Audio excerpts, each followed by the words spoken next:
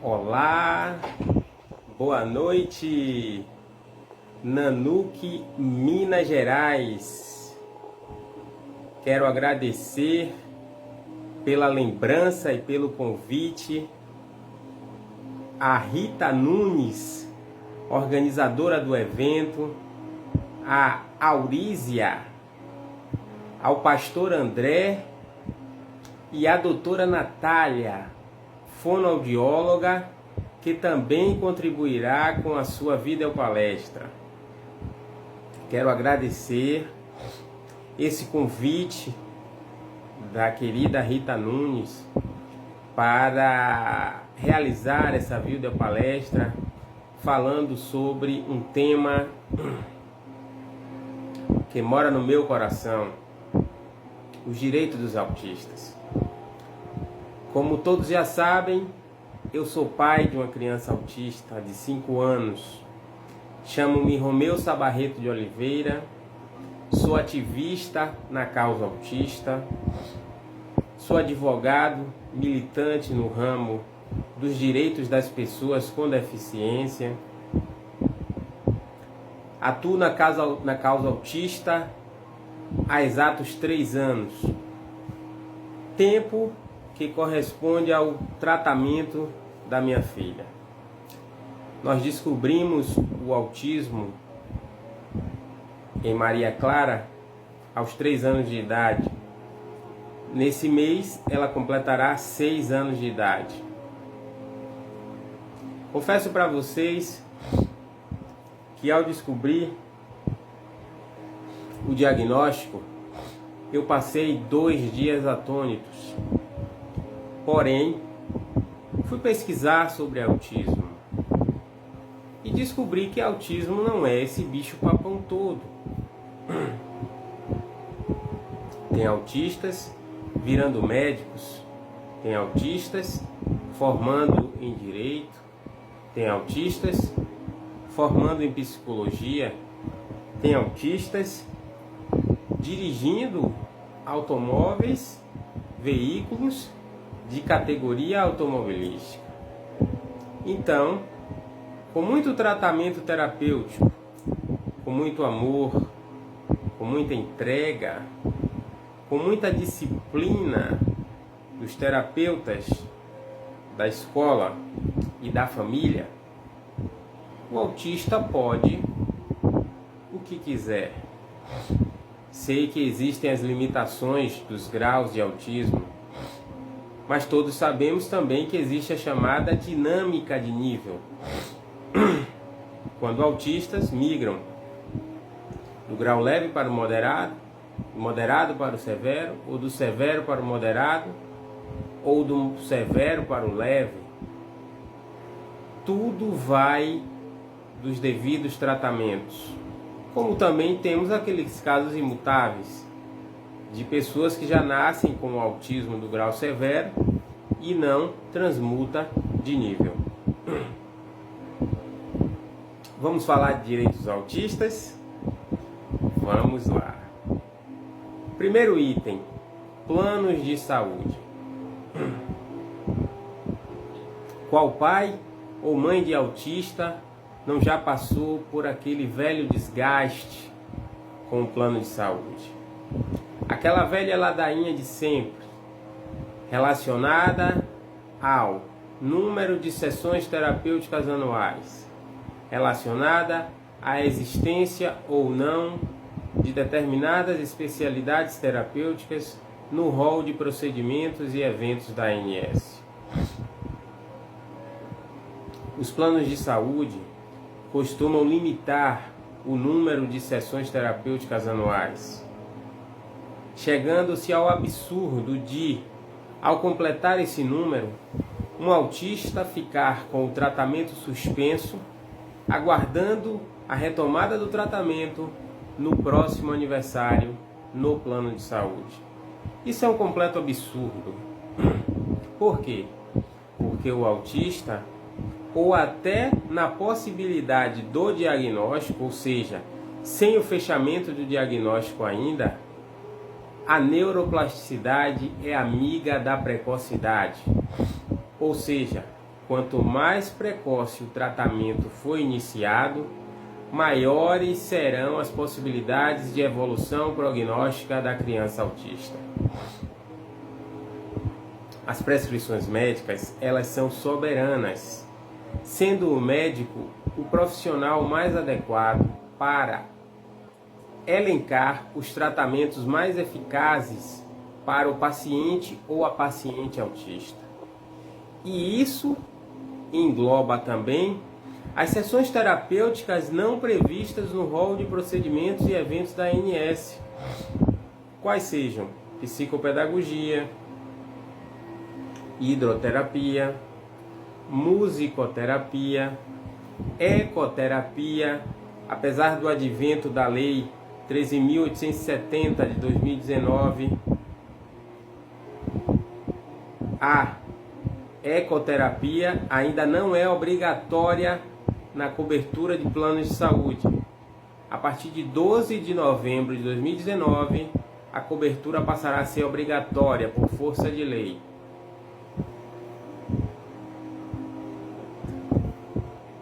Integração sensorial.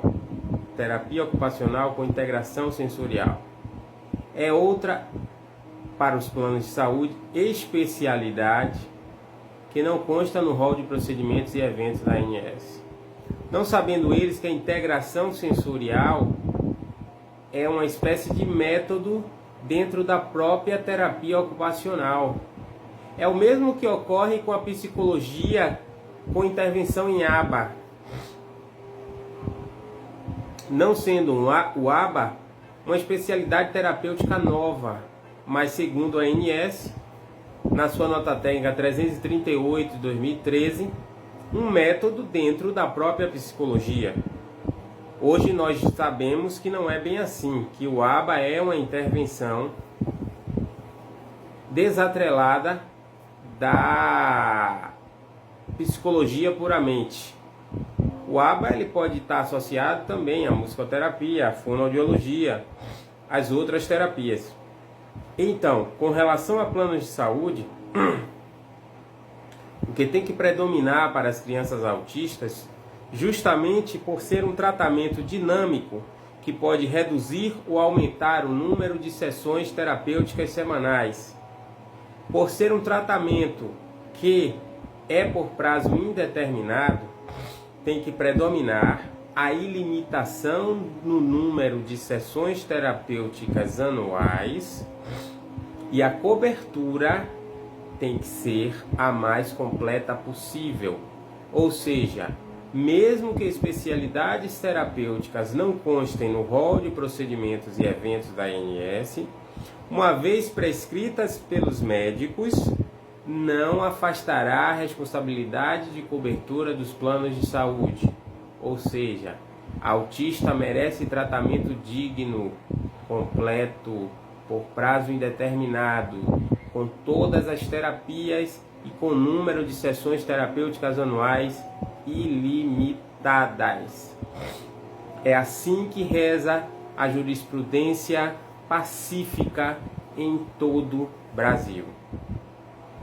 Vamos falar de redução de jornada de trabalho para pais de autistas, um tema super importante, sobretudo em homenagem às PANs.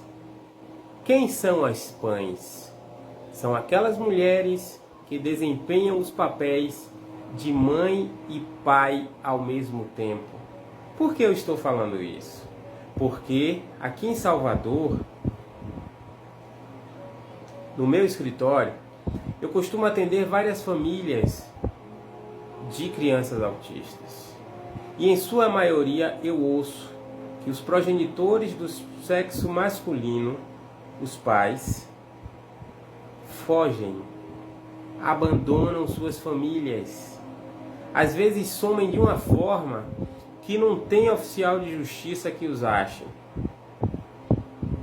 Vários chegam para as mães e dizem: eu não tenho equilíbrio espiritual para ser pai de uma criança deficiente. Mas gana para reproduzir o filho teve. A mesma responsabilidade que se deve ter ao procriar, deve-se ter para assumir. Ser pai é obrigação legal. Amar é opção. O pai pode até não amar a esposa, não amar o filho. Ninguém pode obrigá-lo a amar. Mas a obrigação legal de assumir, de não deixar faltar nada para essa criança, desde quando se tenha recursos financeiros para isso, de formar, de acolher, é obrigação legal. Pai nenhum pode fugir disso, sob pena de abandono afetivo, abandono material, abandono intelectual e abandono moral. Os três últimos previstos até como crimes no Código Penal. Por que eu falei das pães? Porque em sua maioria, no rol das clínicas que apresentam as especialidades terapêuticas para crianças autistas, o rol da recepção está repleto de mães, e sobretudo mães solteiras, mães que trabalham, seja no serviço público ou seja na iniciativa privada, mas que religiosamente estão acompanhando as sessões terapêuticas de seus filhos. E por que esse acompanhamento é indispensável? Porque essa mãe ou esse pai, nas raríssimas exceções, recebem feedbacks dos terapeutas e ampliam o ambiente terapêutico nos lares. Isso é muito importante. Só que essas mães, elas precisam de redução de jornada de trabalho. Falarei primeiro do serviço público. Por quê? Porque se essas mães forem compensar horários, toda vez que precisar de horários especiais, vai chegar um momento que elas não poderão mais estar presentes nas sessões terapêuticas dos filhos. Então, particularmente no Serviço Público Federal, sob o advento da Lei 13.370 de 2016, já é possível a redução de jornada de trabalho para servidoras públicas federais e servidores públicos federais, uma vez que homens e mulheres são iguais perante a lei. Redução de jornada de trabalho, sem compensação de horário e sem redução salarial. Foi sempre assim? Não. Antes de 2016, predominava a dicção, a redação do parágrafo 3º do artigo 98 da Lei 8.112 de 1990, que concedia o horário especial, mas condicionava esse horário especial à compensação de horário. Hoje, houve alteração desse artigo, desse parágrafo, com o advento da Lei 13.870 de 2016, certo? Porém, essas reduções de jornadas, na sua maioria, elas são insuficientes, levando muitos servidores públicos municipais a baterem nas portas do Poder Judiciário. E hoje, existem algumas leis específicas de redução de jornada de trabalho de servidores públicos estaduais ou municipais em alguns estados ou municípios brasileiros. Fica o bom exemplo do estado de Pernambuco, que acrescentou à Lei 6.123 de 1968 o Estatuto dos Servidores Públicos Civis Estaduais do estado de Pernambuco, acrescentou o artigo 147A com a seguinte redação: conceder-se-á horário especial para servidores públicos estaduais, pais de crianças com deficiência, autista é deficiente nos termos da Lei 12.764 de 2012, Lei Berenice Piana, autista é deficiente para todos os termos legais, quando comprovada a necessidade por perícia médica oficial. ou seja, o filho do servidor, no estado de Pernambuco, passará por uma perícia e, uma vez atestada a necessidade desse acompanhamento terapêutico indispensável da mãe ou do pai servidor, ser-lhe-á concedida a redução de jornada. Agora, em alguns estados e municípios que não existam leis específicas, esses servidores públicos estarão desprotegidos?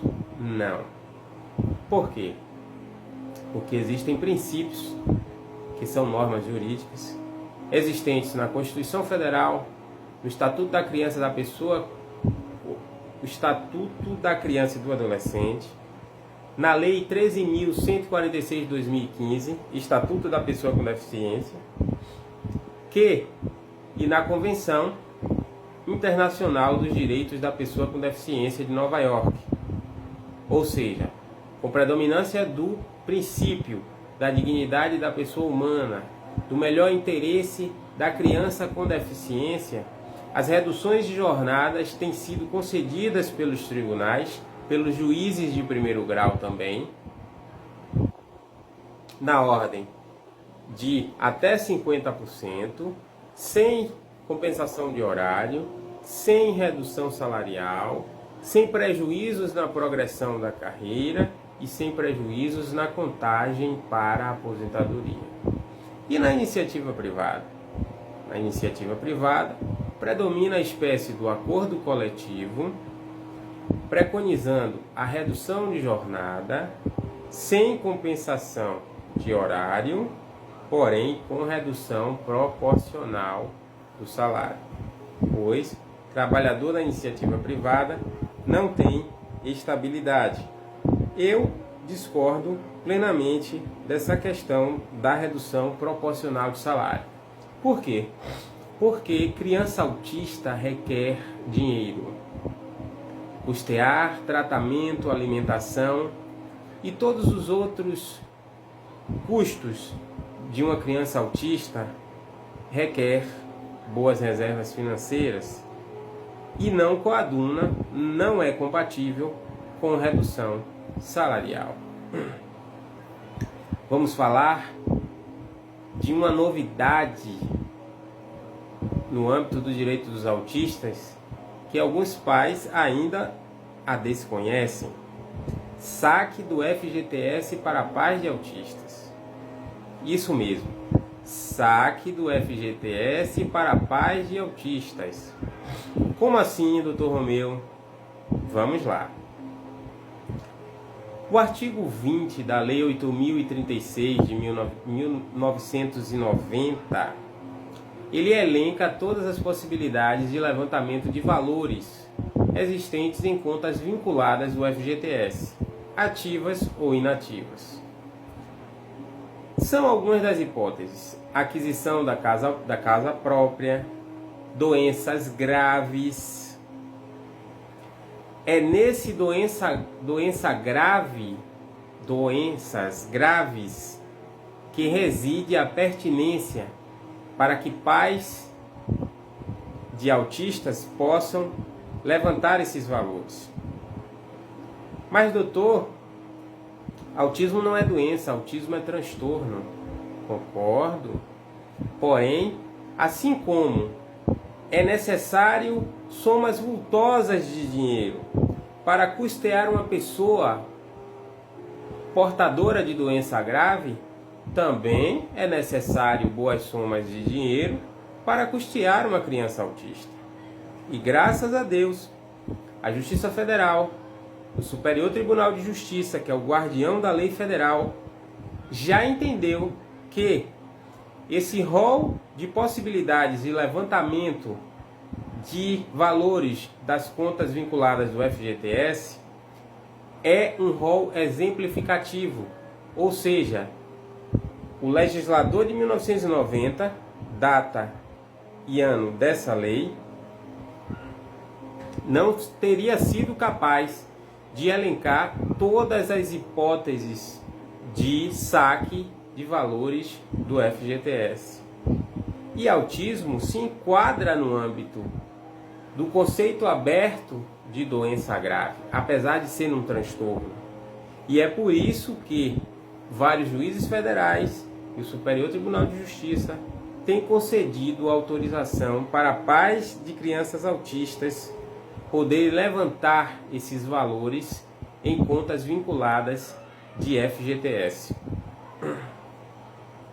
Vamos falar do BPC, benefício de prestação continuada? Pois é, autistas também têm direito ao BPC LOAS. Porém, 2 pré-requisitos precisam ser observados. Primeiro, limitação para a prática dos atos da vida civil por no mínimo 2 anos ou mais. Autista sempre será autista. Autista nenhum sai do espectro. Autista pode transmutar de nível, sair do leve para o moderado, do moderado para o leve, do severo para o moderado. É possível. Mas sair do espectro, jamais. E tem um detalhe: todos os direitos dos autistas contemplam todos os autistas, independentemente do grau do autismo de cada um. 2. O pré-requisito socioeconômico, ou seja, renda per capita familiar igual ou inferior a 1/4 do salário mínimo. Ou seja, pega-se todas as rendas de um lar, soma e divide pela quantidade de pessoas que moram naquele lar. Se o resultado for inferior ou igual a R$ 249,50, essa criança autista terá direito a receber o BPC LOAS. Mas, Dr. Romeu, as despesas com criança autista são muito altas, como você já repetiu algumas vezes. É verdade, muito altas. Mas coloquem muito altas nisso. E as famílias que estão acima desse perfil socioeconômico ficarão de fora? Não ficarão de fora. Por 2 situações. Tem projeto de lei do senador Romário, pai de filha com deficiência, portadora de síndrome de Down, elevando, dobrando esse valor da renda per capita familiar de R$ 249,50 para R$ 499. Esse projeto está tramitando já no Senado Federal, já foi aprovado na Câmara e falta agora ser votado e aprovado no Senado Federal. Porém, comprovando-se que o orçamento familiar já está combalido, que as despesas com essa criança autista são muito elevadas, é possível pleitear na Justiça Federal a concessão do BPC LOAS, mesmo ultrapassando o perfil socioeconômico da renda per capita familiar igual ou inferior a 1/4 do salário mínimo. Perfeitamente justo. E agora nós temos mais um advento que pode ser arguído até com o princípio da isonomia, o princípio da igualdade, o princípio constitucional da igualdade, de tratar os iguais com igualdade e os desiguais com desigualdades. Qual é esse novo advento? A pensão vitalícia para microcefálicos, para portadores de microcefalia. Note que o nome é diferente.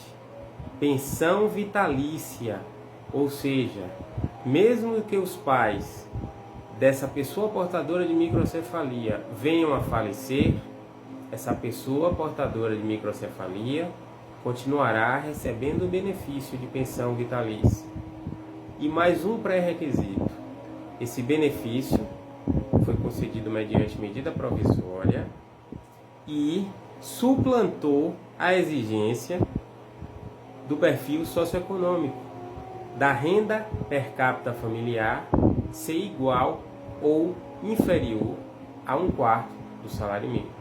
Ou seja, a pensão vitalícia para microcefálicos será concedida independentemente de qual seja a renda per capita familiar daquele lar.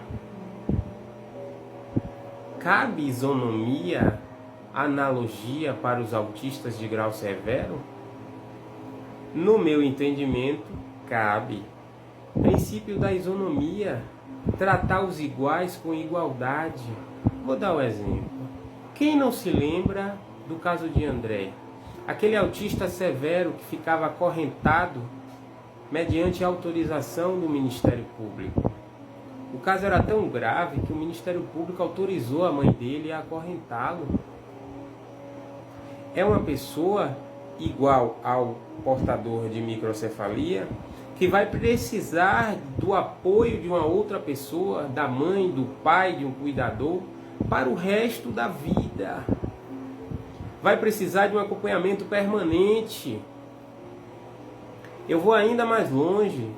Ainda de ser cabível a pensão vitalícia também para autistas de grau severo, é cabível também, tanto para o microcefálico quanto para o autista de grau severo, o adicional de 25% para os beneficiários segurados do INSS, que, nesse caso, são aplicados aos aposentados por invalidez permanente, seriam aplicáveis também aos portadores de microcefalia e aos portadores de autismo de grau severo. O adicional de 25% do valor, em virtude do acompanhamento permanente de uma terceira pessoa.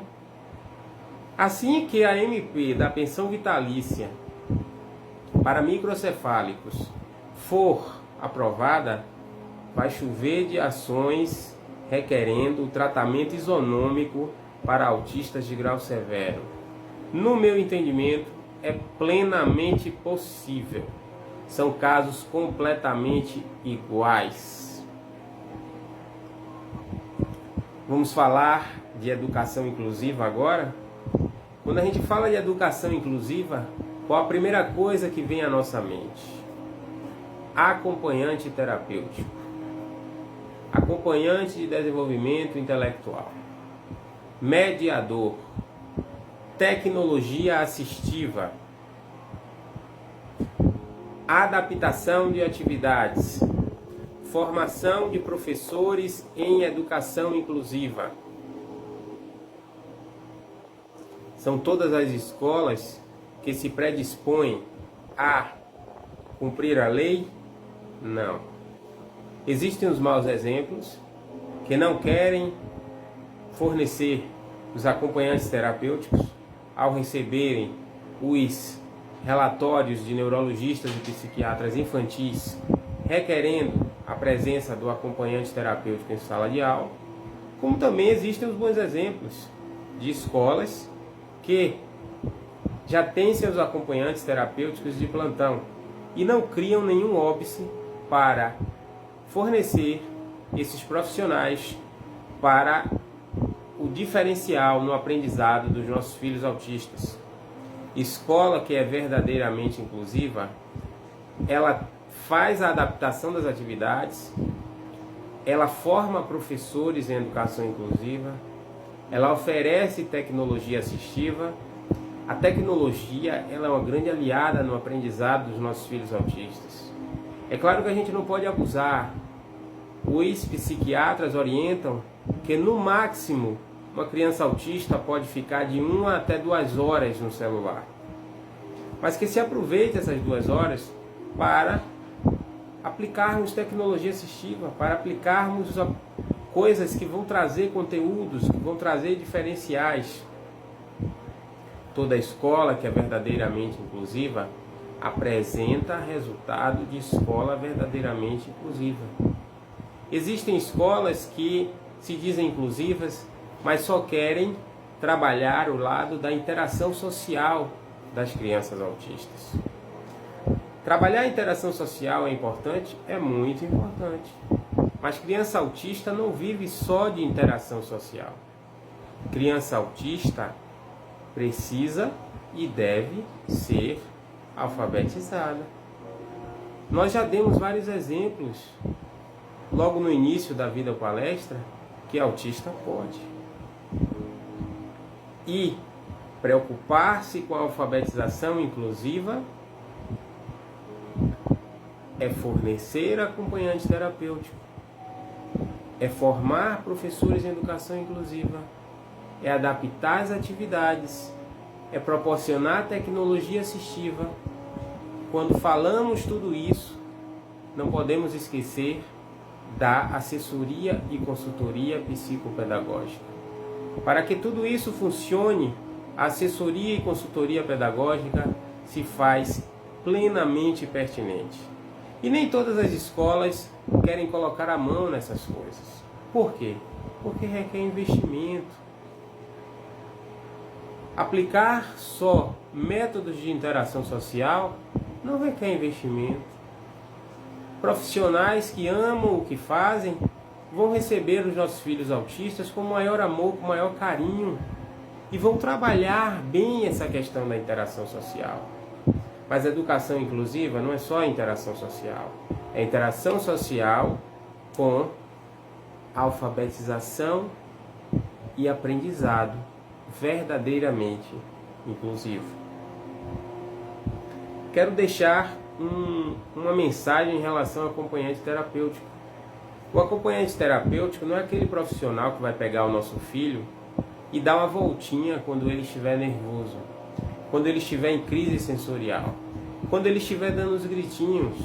Não será aquele profissional que vai pegar o nosso filho ou a nossa filha e vai dar uma voltinha para ele se acalmar.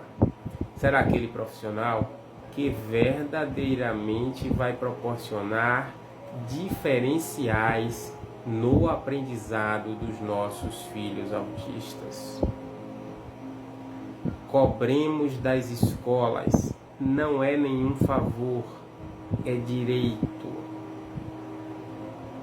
Outro tema recorrente dentro da educação inclusiva é a questão da recusa das matrículas. Nenhum gestor de escola, seja ela pública ou particular, poderá recusar a matrícula de criança autista. Ele poderá incorrer, uma vez provada essa recusa, em multa de 20% e até reclusão de 1 a 3 anos. Artigo